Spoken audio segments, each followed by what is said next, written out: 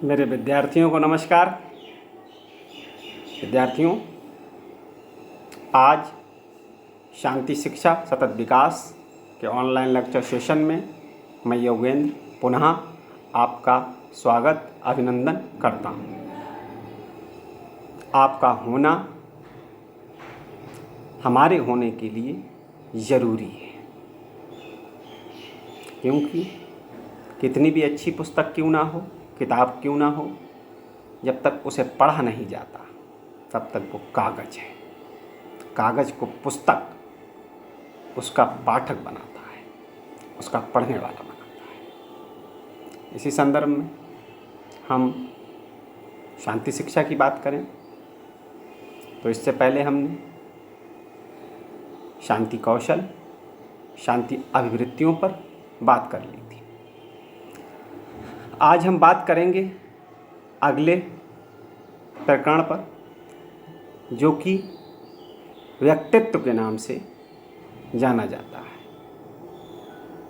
हम आप सभी अपने समाज में, परिवेश में व्यक्तित्व शब्द, पर्सनैलिटी सुनते रहे हैं कि उसकी पर्सनैलिटी ऐसी है, इसकी पर्सनैलिटी ऐसी है,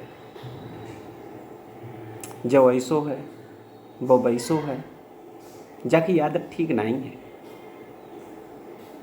इस तरह से इन्हें कोई काम अच्छो ही नहीं लगत है, ये हर समय ऐसी बातें करता रहता।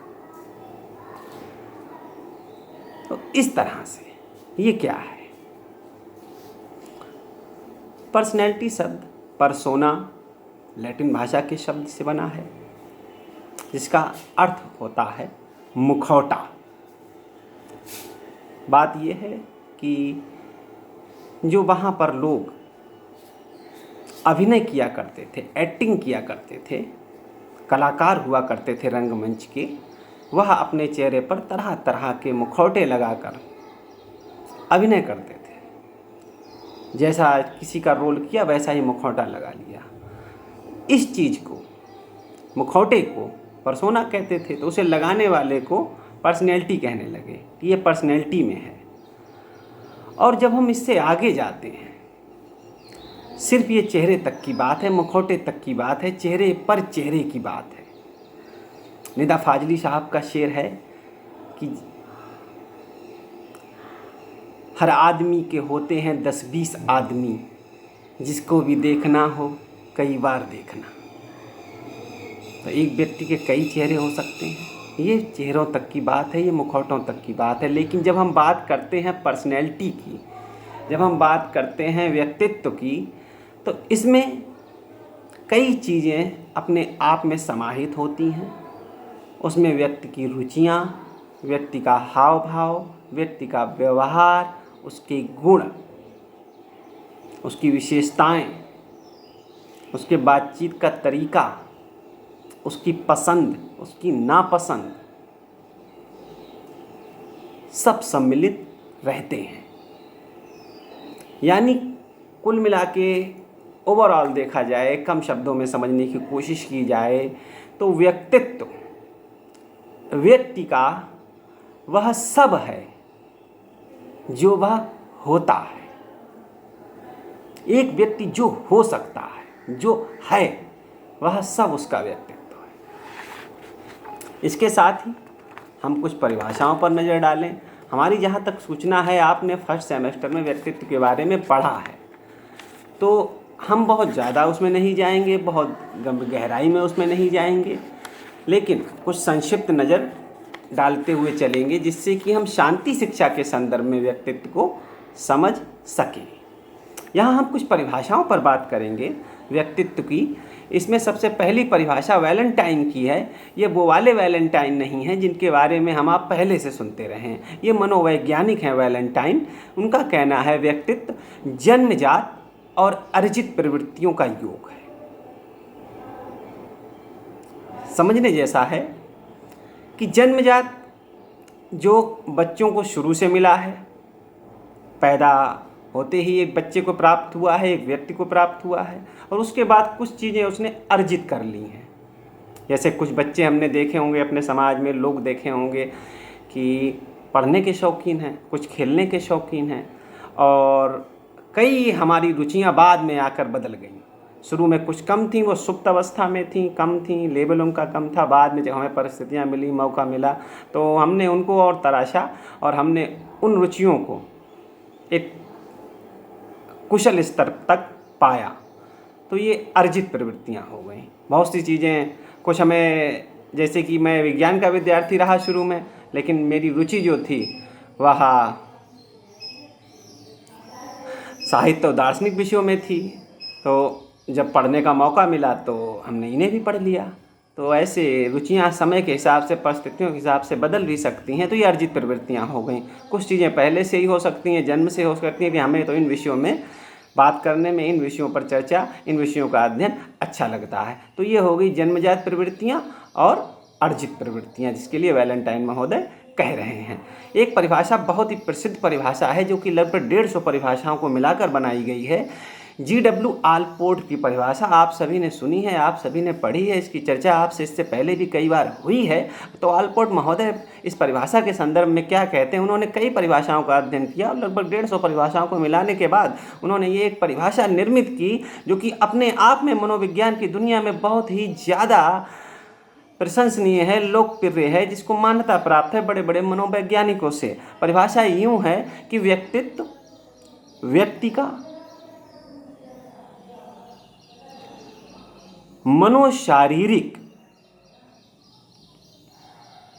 संस्थानों का गत्यात्मक संगठन है, जो वातावरण के साथ उसका अनूठा समायोजन स्थापित करता है। किसके साथ? वातावरण के साथ, परिवेश के साथ, जहाँ वो रह रहा है, जहाँ वो काम कर रहा है।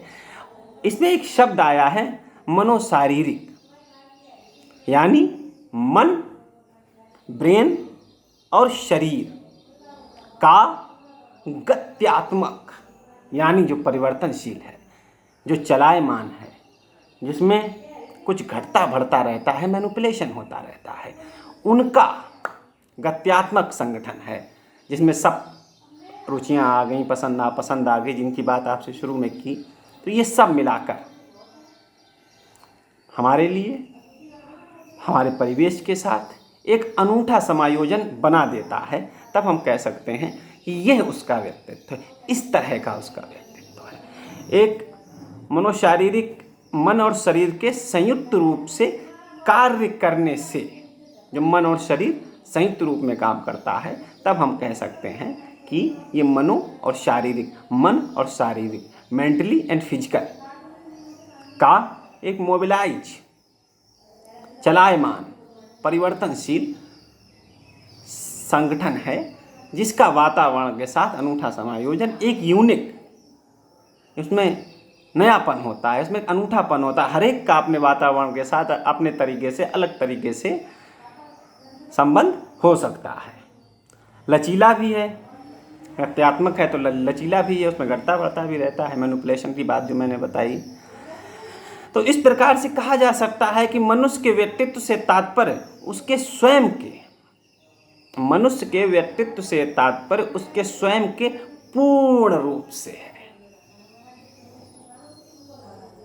उसका पूर्ण रूप, वह नहीं जो चेहरे पर क्रीम लगा के आया है सिर्फ चमकदार, सिर्फ वह नहीं, उसके हाव भाव कैसे हैं, उसके विचार कैसे हैं, उसकी नैतिकता का स्तर क्या है, उसके गिरने का स्तर क्या है, उसके उठने का लेवल क्या है, उसका मनोबल कितना है, उसका आत्मविश्वास कितना है, उसकी रुचियाँ कैसी हैं, उसके विचार कैसे हैं, उसकी विचारधारा कैसी है, ये सारी चीज़ें मिलाकर वह क्या खाना पसंद करता है, वह क्या नहीं पसंद करता है, वो क्या पहनता है, वो क्या पहनना पसंद करता है, वो क्या पहनना नहीं पसंद करता है, ये सारी चीज़ें मिलाकर एक व्यक्तित्व का निर्माण करती हैं। इससे आगे हम व्यक्तित्व के विकास की बात करें तो ये दो प्रकार से विकसित होता है, जैविक और वातावरणीय। जैविक में उसके आनुवंशिक गुण हो सकते हैं, उसका जन्मक्रम हो सकता है, कि बच्चा बड़ा है घर में, भाई उससे बड़ी बहनें हैं या उससे बड़े भाई हैं, या सबसे बड़ा हुआ है या सबसे छोटा है या बीच का है, ये सारी चीज़ें एक व्यक्ति के व्यक्तित्व को प्रभावित करती हैं। उसके माता पिता कौन थे, उसके माता पिता कैसे हैं, उसके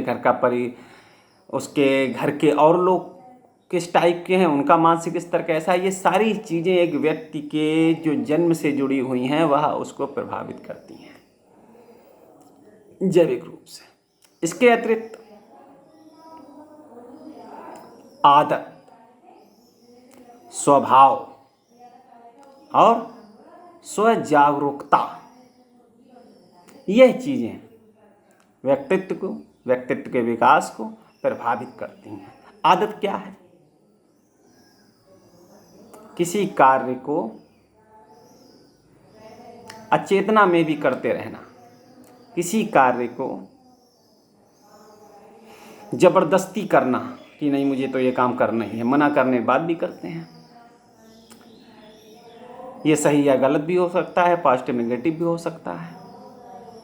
ये किसी काम को करते रहना आदत, और जब इसी आदत की लंबाई बढ़ जाती है, इसी आदत की फ्रिक्वेंसी बढ़ जाती है, तो हम कह सकते हैं कि ये स्वभाव हो गया है। आदत का स्थायी हो जाना स्वभाव कहलाता है। अगला है स्वजागरूकता। स्वजागरूकता से तात्पर्य स्वयं के बारे में जागरूक होना। कई काम ऐसे हैं जो कि गलत हैं, लेकिन हम उनका विरोध नहीं करते। कई काम ऐसे हैं जो कि सही हैं, लेकिन हम नहीं करते क्योंकि हमें जागरूकता ही नहीं है, हमें ये सेंस नहीं है कि ये काम हमें करना चाहिए या हमें नहीं करना चाहिए। ये सारी चीज़ें, अपने बारे में जानना, अपने दायित्व को जानना, अपने कर्तव्यों को जानना, अपनी सीमाओं को जानना, अपनी नैतिकता को जानना, अपने व्यवहार को जानना, अपने परिवेश को जानना, ये सब स्वजागरूकता में आते हैं। हमारे लिए क्या सही हो रहा है, हमारे लिए क्या गलत हो रहा है, देश में क्या घट रहा है, जो घट रहा है उसका हम पर क्या प्रभाव पड़ेगा, हम इससे कैसे प्रभावित होंगे, पॉजिटिव होंगे या निगेटिव होंगे, हम कितने प्रभावित होंगे, देश की अर्थव्यवस्था कैसी है, देश की राजनीतिक परिस्थितियाँ कैसी हैं, परिवेश कैसा रचा जा रहा है, देश के संस्थान क्या कर रहे हैं, देश के संस्थानों को क्या करना चाहिए, ये सारी चीज़ों की जानकारी स्वजागरूकता के अंतर्गत आती है, क्योंकि कहीं ना कहीं ये चीज़ें सीधे सीधे हमको प्रभावित करती हैं। यह स्वजागरूकता है। इससे आगे हम कुछ पर्यावरणीय कारकों पर बात करें तो उसमें परिवार, पास पड़ोस, घर का वातावरण, आर्थिक स्थिति, ये सब बिंदु आते हैं। परिवार क्या है, समाज क्या है, इसका व्यक्ति पर क्या प्रभाव पड़ता है, आप सभी ने जाना है, देखा है। परिवार की आर्थिक स्थिति क्या है, आर्थिक स्थिति से शिक्षा का स्तर तय होता है, आर्थिक स्थिति से खान पान तय होता है, पहनावा तय होता है, संसाधन तय होते हैं। तो ये सारी चीज़ें कुल मिलाकर व्यक्ति के व्यक्तित्व को प्रभावित किए बिना नहीं रह सकती हैं। आपसे जो भी चर्चा हुई है वीडियो में, पिछले वीडियो में हुई है, उन सब का PDF रेगुलर आपको मिलता रहेगा, वीडियो आपको मिलेगा। पूरा प्रयास करूंगा कि आपसे गूगल मीट से भी जुड़ जाऊं। मेरे प्यारे विद्यार्थियों को बहुत बहुत शुभकामनाएं। मौसम बहुत अच्छा है, इसका लाभ उठाइए। थैंक यू विद्यार्थियों।